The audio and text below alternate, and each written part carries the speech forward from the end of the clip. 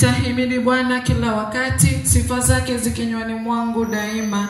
Katika Bwana nafsi yangu itajisifu, wanyenyekevu wasikie wakafurahi.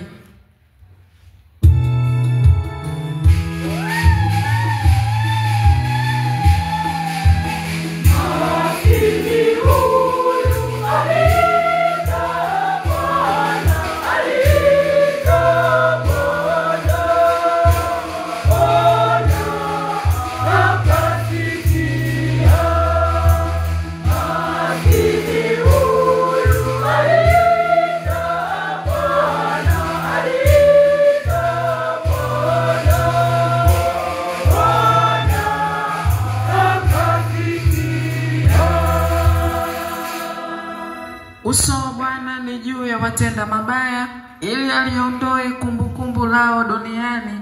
Walilia naye Bwana akasikia, akawaponya na tabu zao zote.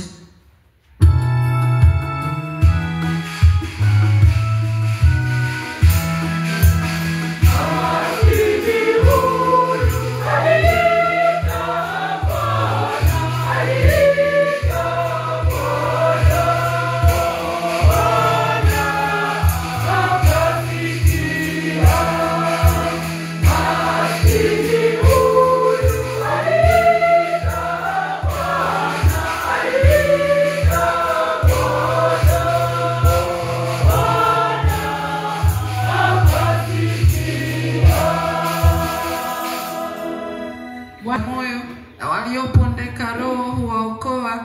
Bwana huzikomboa nafsi za watumishi wake, wala hawatahukumiwa wote wamkimbiliao.